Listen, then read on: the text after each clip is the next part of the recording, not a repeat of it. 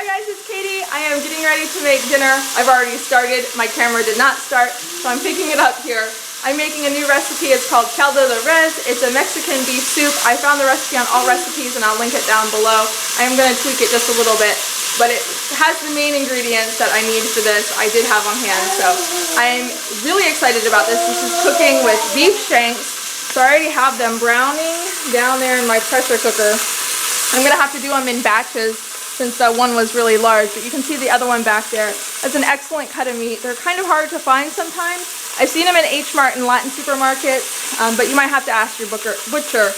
I got these with our cow order, and they're just amazing. The meat, if you pressure cook it or braise it low and slow, turns melt in your mouth. There's so much collagen and connective tissue. So delicious. It has that nice big bone with the marrow.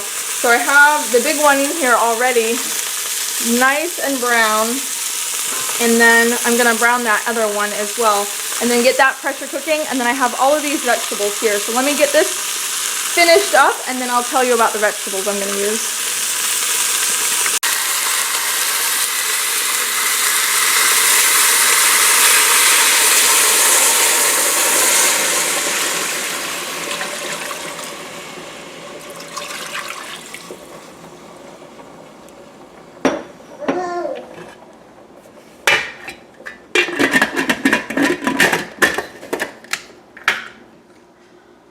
Okay, so over here I have potatoes, carrots, onion, cabbage, and cilantro. It also calls for corn, like corn on the cob. I'm going to use frozen corn just because A, I don't have corn on the cob, and B, I can't eat it with my braces anyway. So I'll add that as well. It also has chayote squash. I don't have that on hand, so I'm going to skip that. But this looks like a really delicious recipe. Oh, it also has a can of tomatoes. So I'm going to go ahead and get this all chopped up.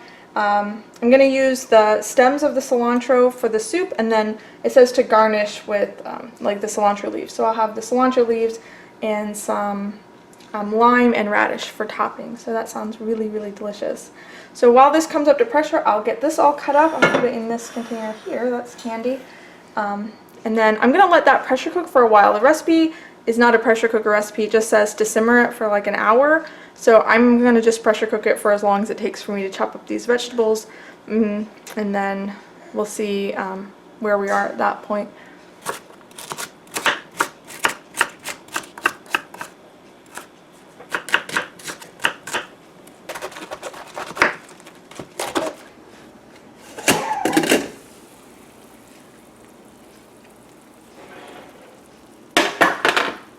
So I cooked these they cooked for about a half an hour, and then it took a full 15 minutes for them to come down with the natural release. So they have been cooking for quite a while, and they are pretty tender. I'm going to take them out of this broth and just put them aside to cool so I can break them into pieces. And now I'm going to start putting the vegetables in. So I have the onions and the carrots, and I put the frozen corn, that in to begin with. I might end up putting a few more carrots. I'll have to see how this looks.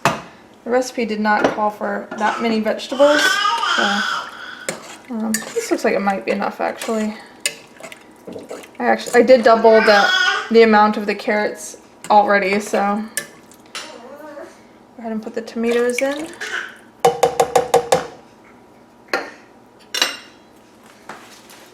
And I'll put the potatoes in too. I didn't cut them ahead of time because I didn't want them to turn brown.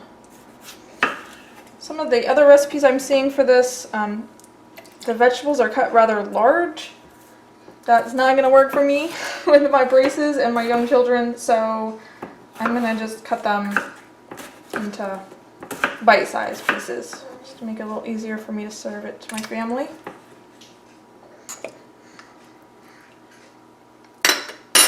And then I'm going to save my cabbage until the end because I don't want it to get too mushy. I go ahead and put this lid back on and bring it back up to pressure. And I will start to tear this meat apart. It is just falling apart. I'm not even putting any pressure and it's just coming apart.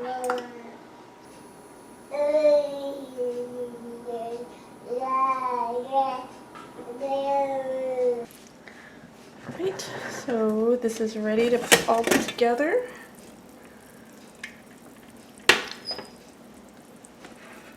Put the meat in.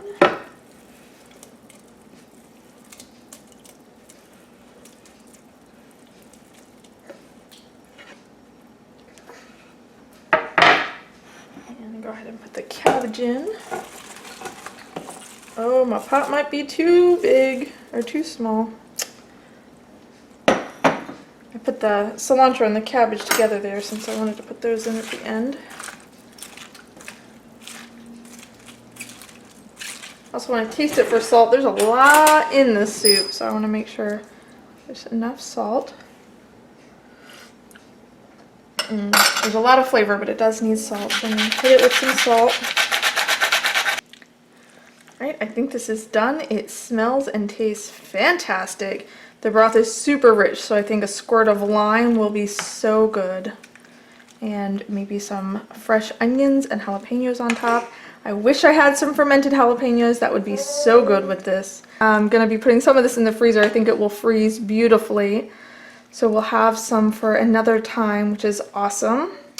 Like I said, I will link the original recipe down below, so if you want to try it out, I'd love to know what you think about it, or if this is a recipe you grew up eating, I'd love to know what variations you put in. I know every recipe showed a little bit different what kind of vegetables they use, so if there's something that I'm missing that's essential, let me know, because I'm definitely going to be making this again.